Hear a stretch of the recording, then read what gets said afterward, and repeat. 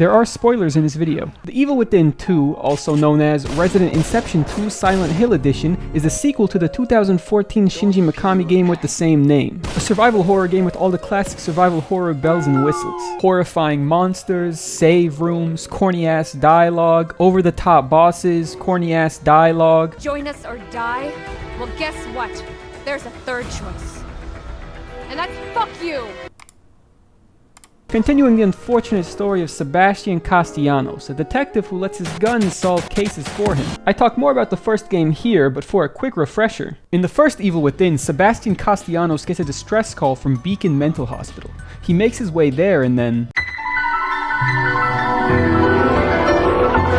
Apparently, Sebastian got pulled into STEM, which is a secret experimental project spearheaded by Ruben Victoriano and the seedy underground organization known as Mobius. The project links people's minds together into a dream world that is controlled by a core human, which in this case happens to be Ruben. Think of it like creating a Minecraft server, but the seed being used is Ruben's goddamn brain. The purpose of this device was, believe it or not, to help with mental illness and overcoming trauma, which goes to show that dudes would literally rather create a system to fabricate a false reality comprised of the minds of multiple people hooked up together than just go to therapy. Spoiler alert, Ruben is batshit insane, and the dream gets corrupted, leading to all of this shit, and Sebastian gets out of there faster than you can say.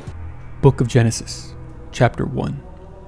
In the beginning God created heaven and earth the earth was void and empty, and darkness was upon... It took him the whole game, it took him the whole game to get out of there. It was like 15 hours or something. The Evil Within 2. We start in front of Sebastian's house, which seems to be doing its best Notre Dame impression. Under normal circumstances, one should not run into a burning building, but Sebastian actually left his collection of lewd anime figurines in his house, and if you saw the prices on those things, you would realize what's at stake here. His 5-year-old daughter Lily also happens to be in the house. When he finds her, oh shit, yeah, that doesn't look good. I don't know. That was an alcohol-induced nightmare, because Lily actually also did her own Notre Dame impression about 5 years ago. Sebastian wakes up in a bar and is greeted by Julie Kidman, the backstabbing piece of shit that murked my boy Joseph in the first game. She is working for Mobius and tells him that Lily is actually alive, but Sebastian isn't hearing any of that shit. Then the dudes from the Matrix step in. Mr. Anderson, you need to take your schizophrenia medication. Fire is a government psyop.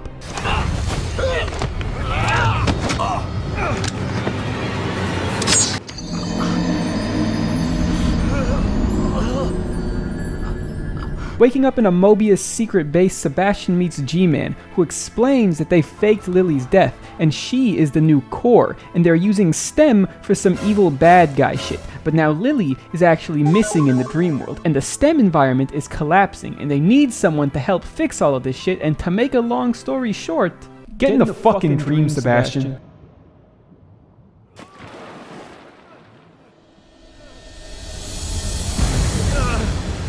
God damn.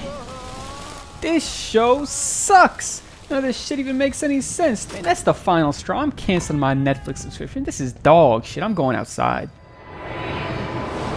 Back in the dream world that he had so painstakingly clawed his way out of years ago, Sebastian begins the search for his daughter. But it's not going to be easy because we are playing a goddamn horror game here, ladies and gentlemen. And this ain't your normal dream. No, this is a piss your pants, wake your mother up halfway through the night type of dream. And this ain't your average run-of-the-mill small town. No, this is Union. Should have been called Separation, am I right, fellas?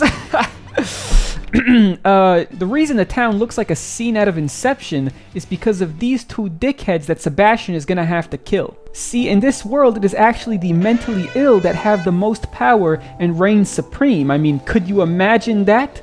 A planet with mentally unstable world leaders? In STEM, the more messed up your brain is, the more powerful you become. Think of it like Dragon Ball Z, but instead of training, Goku gets more powerful by watching TikToks and spending time on Twitter. Crazy guy number 1 is Stefano Valentini, a troubled artist who fell in love with capturing the moment of a person's death. However, his work was underappreciated. The ignorant masses just couldn't understand him. He started killing fashion models to make art from their bodies, but I mean, the people just don't get it. They don't understand fine art. And you know, that reminds me of another famous underappreciated artist who started killing people. I can't quite put my finger on who that. Since Sebastian's daughter is the core, Stefano is using her to give him further control over STEM so he can fulfill his twisted artistic fantasies. His whole gimmick is his little camera, which he can use as a weapon. Fatal Frame is over there, buddy. You're in the wrong Japanese survival horror game here. And it may be hard to find a guy in an ascot scary, but his minions are a bit more horrifying, like his monster that he constructed out of body parts, a buzzsaw, and some Elmer's glue. Or his, three-legged giraffe camera. More than horrifying, I found all the visuals surrounding Stefano's character to be sick as shit, from his giant Lovecraftian camera which harasses you during his boss fight, to his art displays which are isolated moments that capture the end of his victims' lives, leaving them stuck in an infinite loop of death. And you know, I'm starting to think that he's onto something here, because these shits are aesthetic. And no, I don't sympathize with a murderer, right? I'm not insane, I just appreciate fine art is all, and you can't possibly hold that against me, alright? As a fellow underrated artist myself, really, I'm starting to think crazy guy number 2 is Theodore Wallace. A former smooth-talking motivational speaker turned into a smooth-talking cult leader when he entered the STEM world. Can you blame the guy, though? I mean, with the voice he got, he could sell a bar of soap to a competitive Smash player. I said tell me where she is! 1, 2, buckle my shoe. While Stefano's vibe is eccentricity and slightly homoerotic undertones, Theodore is homophobic. Meaning he's all about that fire and brimstone. See, Theodore is a disciple of God. Which God? Himself. And if you don't follow Father Theodore, then you're getting a one-way trip to Detroit. He's actually the original one responsible for taking Lily hostage and using her powers, ruling over the dream world and filling it with his own brand of monsters, like that fire dude from Metal Gear Solid 5, or the boomers from Left 4 Dead, or direct violations of the Geneva Convention. Now, if I'm being honest, compared to Stefano and his desire for art, this guy was a cliche snooze fest. Like, oh, look at me, I'm absolutely insane and I want to take over the world. Like, yeah, pal, back the lines that way. And to be honest, an interesting motive isn't the only thing Theodore is lacking, because he also doesn't really have his own boss fight like Stefano did. See, Theodore's special ability is to speak word well, which allows him to bring out people's deepest fears, and his final boss is comprised of Sebastian's greatest hits. A boss rush made up of the 3 main enemies from The Evil Within 1, Bag Boy, Chainsaw Man, and Spider Bitch. And you know, in terms of story, it was pretty cool to see Sebastian conquer his greatest fears from the last game. It was a nice throwback. But at the same time, I've already played this game, and I've beat these guys before. I mean, what did we do? Spend too much time modeling Sebastian's dump truck ass to make a new boss here? I mean, seriously, and for the final boss of the game, you're gonna throw a throwback boss in it? It doesn't really make sense. Oh, what's going on here? What is this?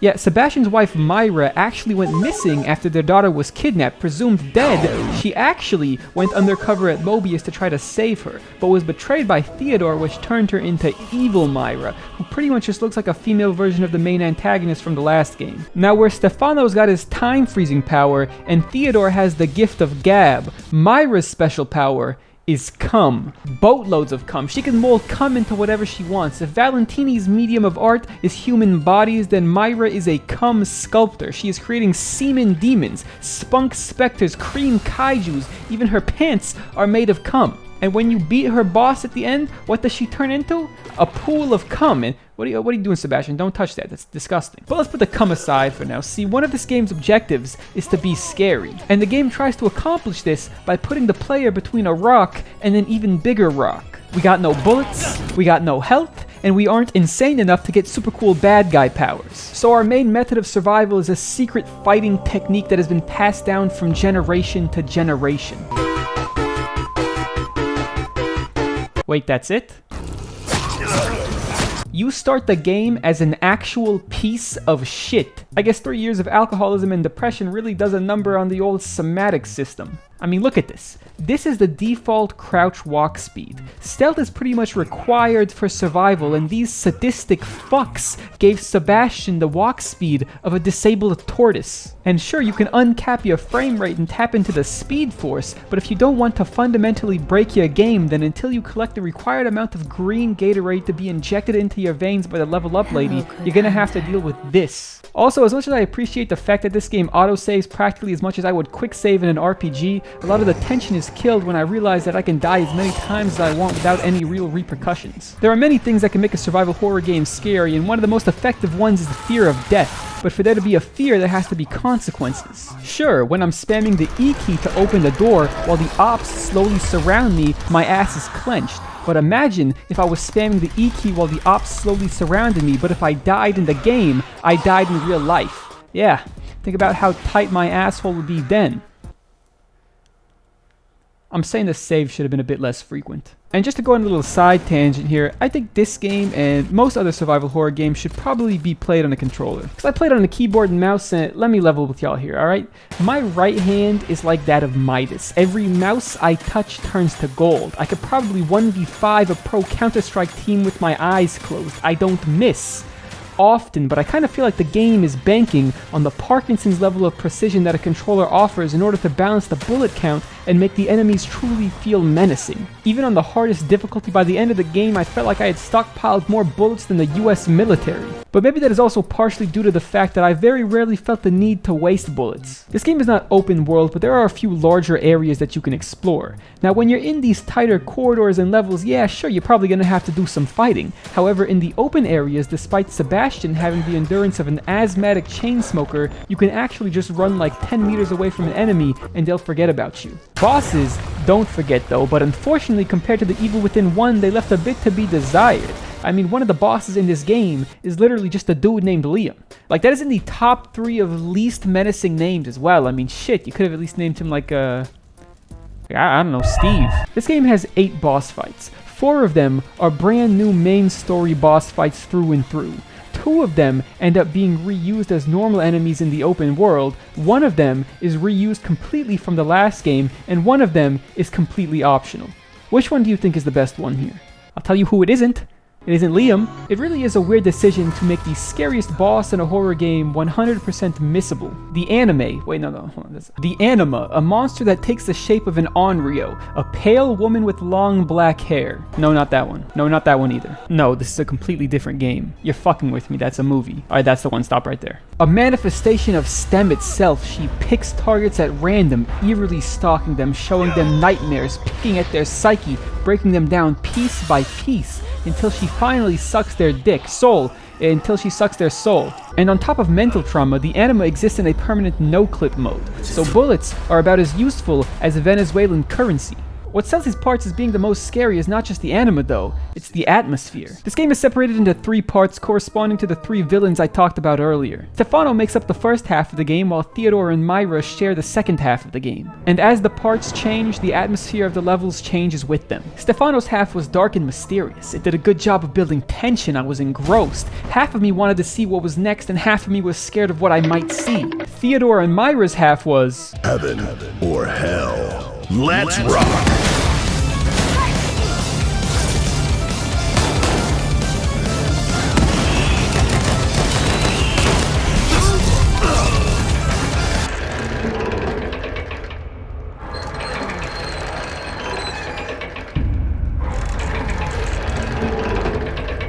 For this half of the game, it's like we turned on light mode, and while there were some glimmers of hope for a horrifying experience here, it kind of feels like this went from an action horror game to a pure action game. I mean shit, they even threw in a Time Crisis-esque on-rails shootout section during the finale. The anima sections, on the other hand, don't fit into either half of the game. See, the anima sections are the scariest because they evoke memories from the first game, which was a descent into madness, a delve into insanity, and overall, just a more scary game, a more bleak game. I mean, when the first game ends, you don't get a happy ending.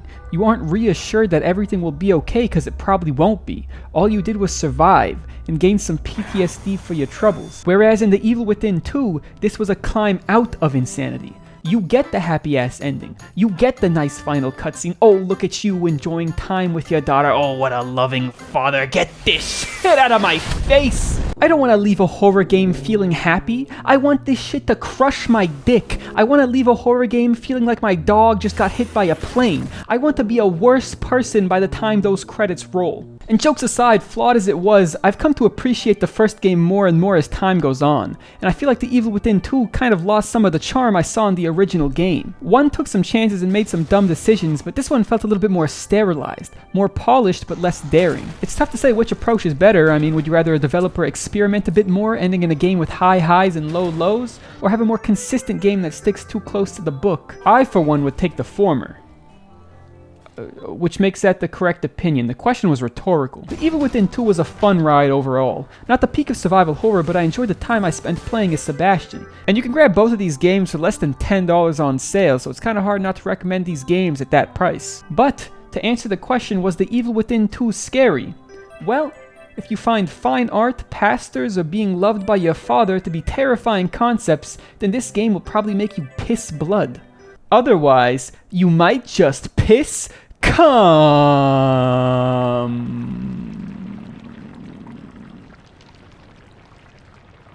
Yeah, I gotta stop with the cum jokes. I think I've used up my budget of cum-related jokes in a video. Can this get me demonetized? Actually, what's the YouTube policy for times I can mention cum without getting demonetized?